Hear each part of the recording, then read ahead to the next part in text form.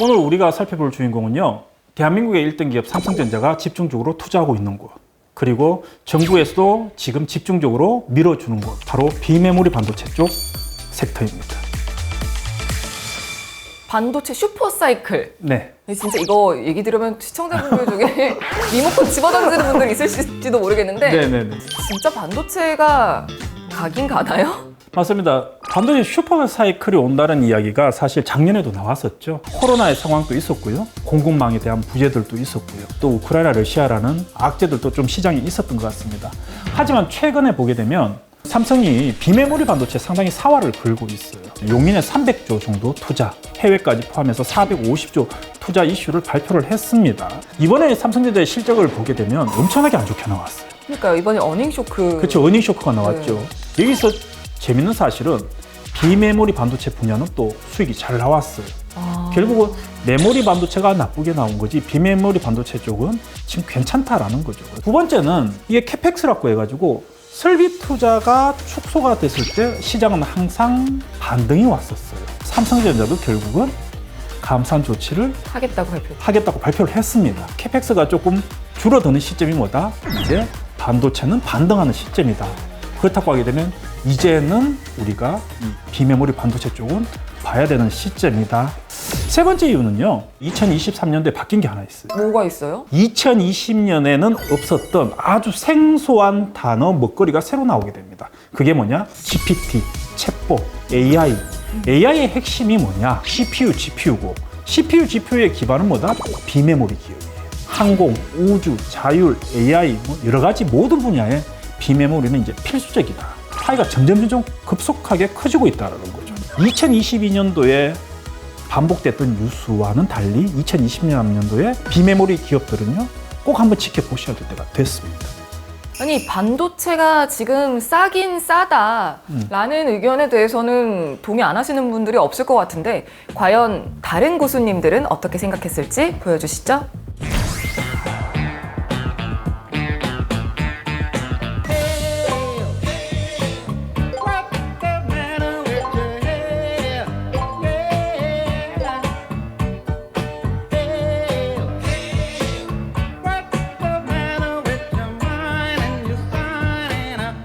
고수님은 저점 매수에 나설 때인가 대장업종의 영광을 되찾길이라고 하셨는데, 반도체 같은 경우는 메모리와 비메모리가 있는데요.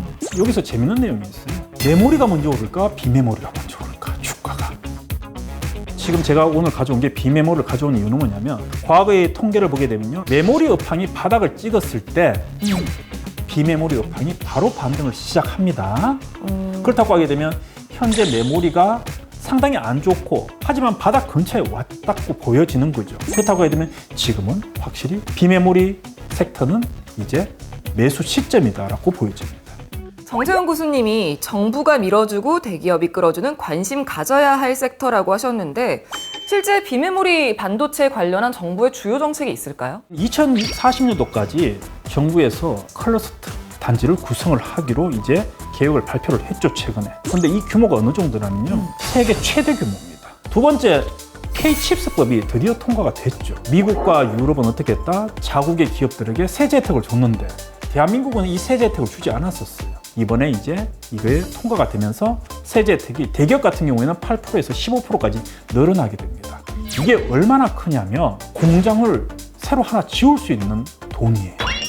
이번 정부, 그다음에 우리 삼성전자나 이런 기업들이 뭐다? 반도체를 완전히 이제는 정말로 핵심적으로 밀어보겠다라고 작정을 했다라고 볼 수밖에 없어요. 정부 정책 방향은 알겠고, 그럼 대기업이 끌어준다는 거는 어떤 걸 의미하는 거예요? 대기업이 끌어주는 가장 좋은 방법은 뭐예요? 기술의 이자, 인력의 지원. 그런데 어떤 회사에 기술을 지원하고 인력을 주겠습니까? 대기업이 본인이 지분 투자를 한 회사에다가 최대한 지원을 하겠죠. 그래서 우리가 지금 이 삼성전자 같은 경우에도 핵심은 뭐다? 삼성전자가 지분 투자한 회사를 집중해야 되겠죠.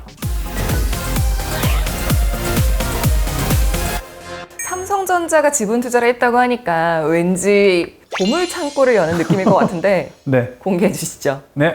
두둔. 맞네.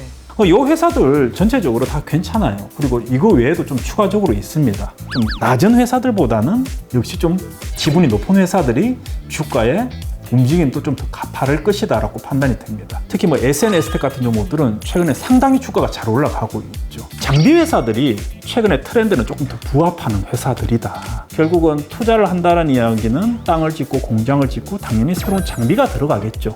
그렇다고 하게 되면 좀 소재보다는 장비 쪽에 좀 우선순위를 두는 것이 조금 더 좋을 것 같습니다.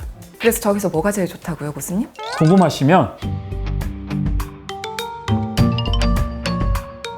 채널 추가하시면 됩니다.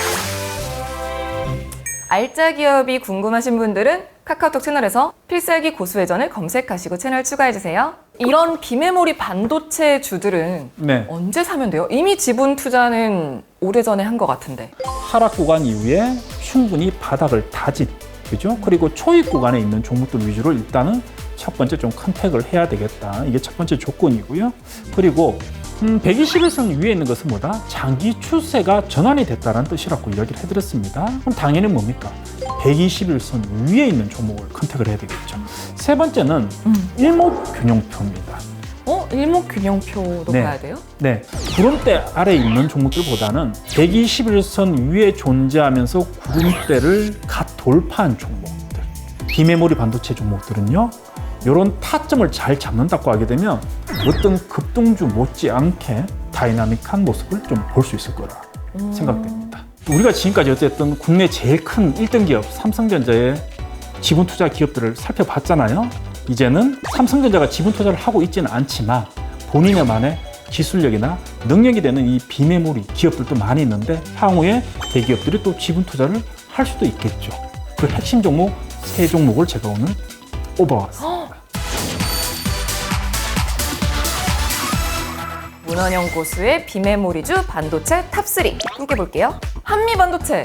제 최애주 중에 하나죠. 후공정 패키징 쪽에 이제 업체인데 이 회사의 특징은 역시 뭐다? 캐파 2,400대의 장비를 생산할 수 있는 5개 공장을 가지고 있다. 독보적인 힘을 가지고 있죠. 메모리 반도체는 업황이 안 좋지만 비메모리 업황은 계속해서 좋거든요. 그러면 결국은 누가 공장을 많이 장비를 빨리 생산할 수 있는 업체가 당연히 제일 빨리 반등하고 제일 멀리 날아가겠죠. 이 회사 같은 경우는 뭐 절단 또 세척 이 부분에는 정말 국내에서는 누구하고도 비교가 안 되는 절대 강자 위치에 속해 있습니다. 또 본인들만의 기술들도 있어요. 차폐 기술 EMI라고 해가지고 이 기술력이 또 세계 점유율 또 1위를 가지고 있습니다. 기술력은 가장 큰 경쟁력이 되는데 1위 기술력 하나를 가지고 있다고 하게 되면 이 회사의 먹거리는 충분하다고 보입니다. 실적은 한미반도체 같은 경우는요, 뭐 두말할 필요가 없습니다. 2023년보다는 또 2024년도가 더 기대되는 내년에 본격적으로 금리 인하가 되는 시기에 성장주들이 좋아지겠죠. 근데 그때 실적까지 더 좋아진다고 하게 되면 금상첨화. 지금 주가가 조금 많이 올랐어요. 아쉬운 거.